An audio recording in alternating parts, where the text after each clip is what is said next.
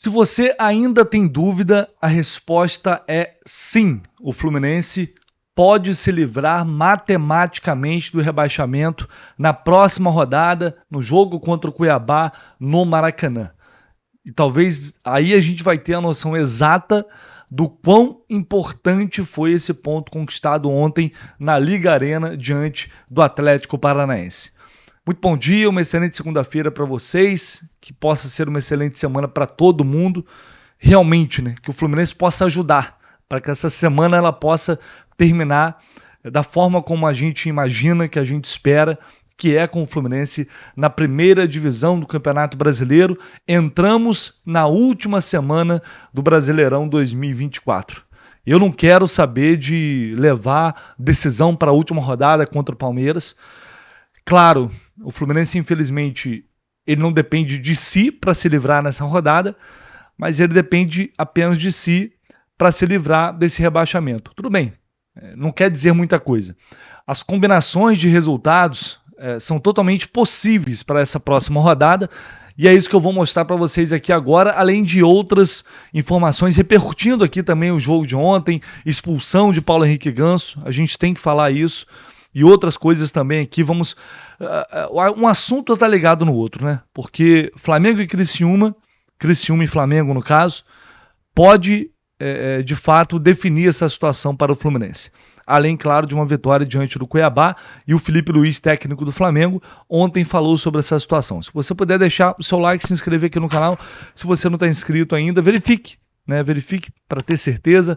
Se tiver inscrito, ative as notificações para você não perder nenhum conteúdo aqui no canal do Lessa. Seja muito bem-vindo se você está aqui pela primeira vez. Vamos lá, vamos analisar a tabela depois desse empate. Que esse empate, o resultado maravilhoso, espetacular, perfeito, seria a vitória do Fluminense. Beleza? Ela não veio, mas veio esse pontinho fundamental. E eu falei, se não der para ganhar, a gente tem que empatar. Porque esse ponto seria o diferencial. E aí o Bragantino estava ganhando o Cruzeiro, de Fernando Diniz. Mas o Cruzeiro de Fernando Diniz no segundo tempo foi lá e conseguiu empatar o jogo. Na Bacia das Almas. Aí sim, esse empate foi espetacular. O resultado era bom. O empate do Fluminense era bom. Com o empate do Cruzeiro, ele ficou muito bom, na minha opinião. Por quê? Bom, olhando aqui a parte de cima da tabela, vencendo o Cuiabá, que aí, convenhamos, é o mínimo que o Fluminense deve fazer se quer ficar na primeira divisão. Beleza? Mínimo do mínimo, né? Chegaria com isso a 43 pontos. E aí, o Criciúma precisa empatar com o Flamengo, pelo menos. Um empate já resolve. O Criciúma chegaria apenas a 39 pontos. E no máximo que conseguiria chegar é a 42 pontos na última rodada. Ou seja, não alcançaria mais o Fluminense. No caso do Bragantino, também tem 38. O Bragantino pega o Atlético Paranaense na Liga Arena. O Atlético está com 42 pontos, também precisa aí de preferência de uma vitória, até para pensar em Sul-Americana, para confirmar uma vaga na Sul-Americana. Se o Bragantino empatar o jogo, também já resolve. Na última rodada, Criciúma e Bragantino se enfrentam. Eles não conseguiriam mais alcançar o Fluminense. Então reparem, são resultados totalmente possíveis. Mas aí eu sei que vai ter aquela galera que vai dizer: ah, mas o Flamengo vai entregar. Pô, Lessa, larga de ser ingênuo, cara. Você acha que o Flamengo não vai entregar? Vamos lá, gente. Primeiro, eu não vou usar de hipocrisia aqui, tá? Se fosse ao contrário, a gente estava pouco se lixando e ia, não vou dizer torcer, né? Mas tipo, se o Fluminense perdesse nessa situação, a gente ia dar risada, porque poderia prejudicar um rival direto. Então, não vou aqui ficar de hipocrisia, dizendo que o Flamengo é obrigado a jogar o seu máximo, é obrigado a dar vida, né? Isso é uma questão ética do futebol, do esporte. Não vou fazer isso aqui, tá?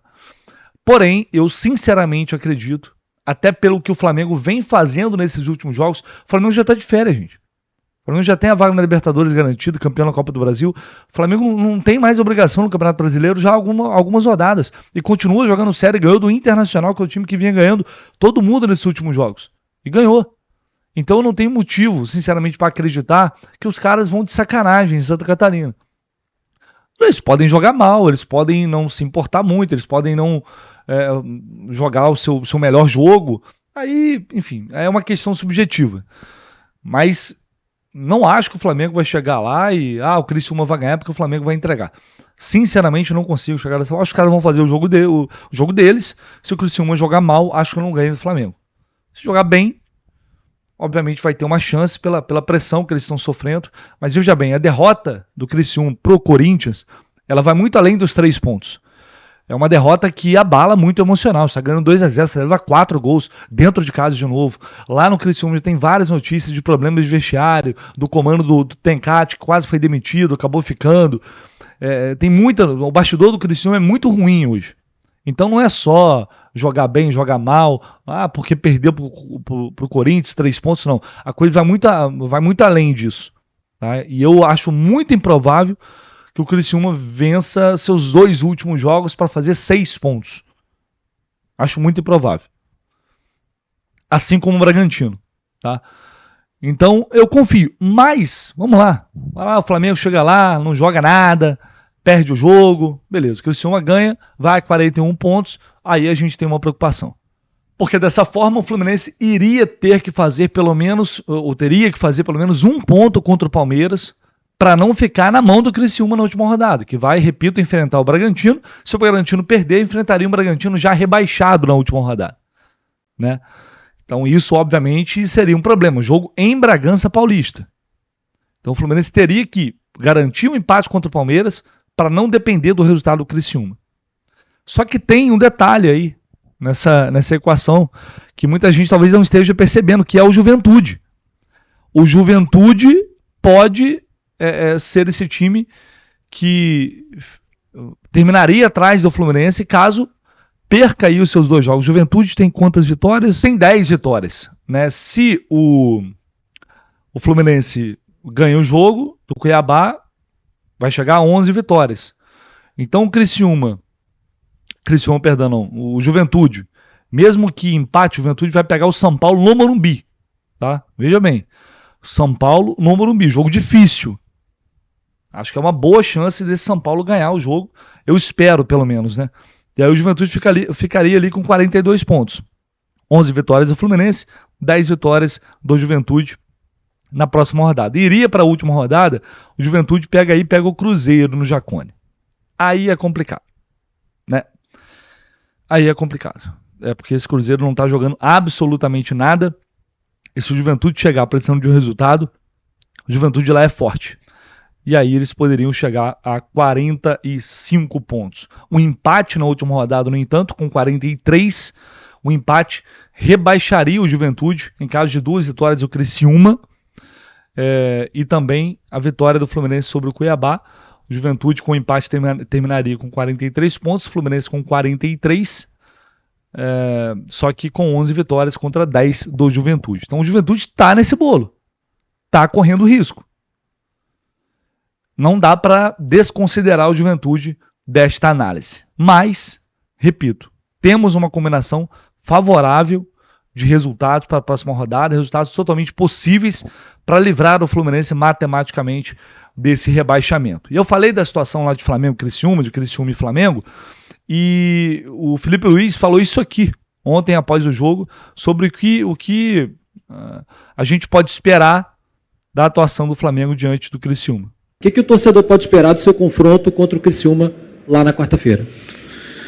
Pode esperar o que eles estão, que os nossos jogadores falem no campo. É a única coisa que eles podem esperar, que a gente possa ir para Criciúma com os jogadores que estão muito bem, trabalhando, estão com confiança, foram campeões, querem jogar, querem continuar melhorando, querem competir entre eles, estão treinando forte. Vamos para Criciúma para fazer um jogo do mesmo nível que fizemos de hoje, fizemos o mesmo nível que fizemos no Cuiabá, contra o Fortaleza, e tentar vencer, que essa camisa ela exige vencer. Então, assim, não tenho nada a prometer, senão trabalho, preparar bem um jogo contra o Criciúma. É um adversário que vem numa fase que não é tão boa, está no rebaixamento, joga com nervosismo, e a gente tem que jogar com as nossas armas para poder vencer. É isso, tá aí a declaração do Felipe. Obviamente ninguém espera ele falar que o Flamengo vai lá de sacanagem, ficar lá de bobeira, só para passar o tempo. Claro que ele não falaria isso. Mas eu confio, eu acredito nas palavras dele, acho que o Flamengo vai fazer o jogo. O jogo é muito nervoso pro Criciúma, muito nervoso, muita pressão, sabe que esse resultado pode decretar o rebaixamento do Criciúma.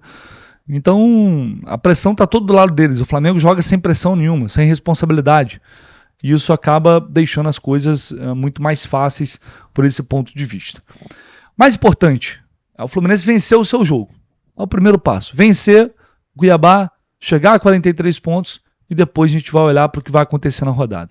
Acho muito improvável, muito improvável, que um time com 43 pontos nesta tabela seja rebaixado. Bom, agora a gente vai falar sobre a expulsão de Paulo Henrique Ganso. Uma péssima notícia pensando no jogo contra o Criciúma. Não poderia ser perfeito também, né? O PC Oliveira, ontem no Seleção Sport TV, analisou o lance. Então, antes mesmo de eu dar a minha opinião sobre essa expulsão do Ganso, vou compartilhar com vocês aqui o que o PC Oliveira disse no Seleção Sport TV de ontem.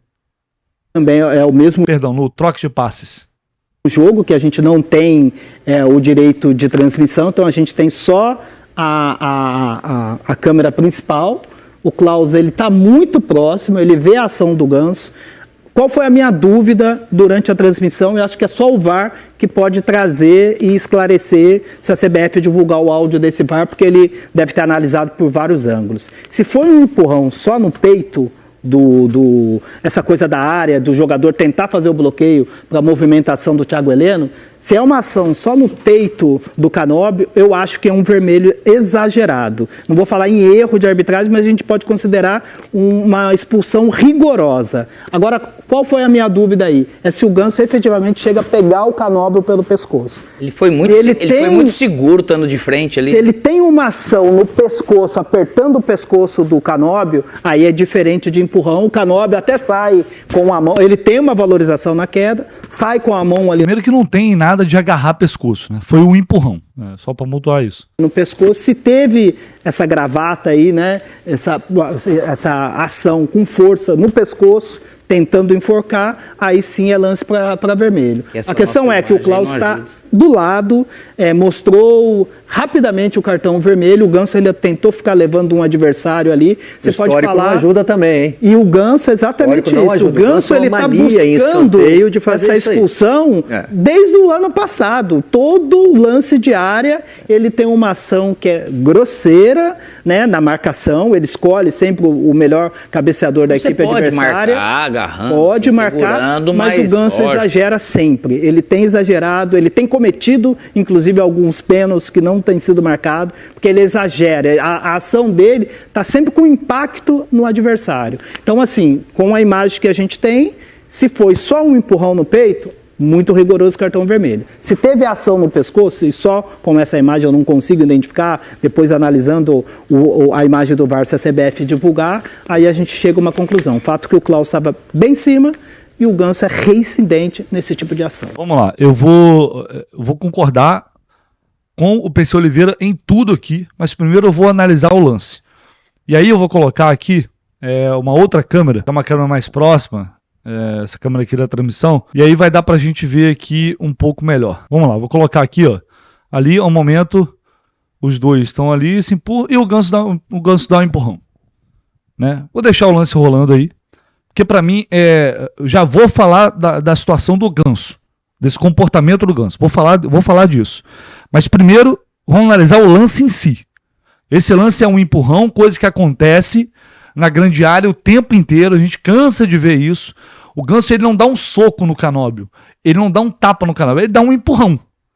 Pode ter pegado no pescoço, pode ter pegado um pouco na altura ali do queixo, e é óbvio que o Canóbio valoriza pra caramba, porque ele sabe que o Klaus está ali do lado, e poderia fazer o que ele fez. Então, assim, é um absurdo essa expulsão. É uma vergonha. E eu estava pronto para falar, inclusive cheguei a falar durante a transmissão, antes desse lance, que não tinha muito que a gente falar do Klaus, que ele tinha marcado 2 pênaltis a favor do Fluminense, nos últimos 3 jogos que ele apitou, ele tinha feito bons jogos, não tinha muito o que falar do Klaus nessas partidas. Realmente não tinha. Mas demorou.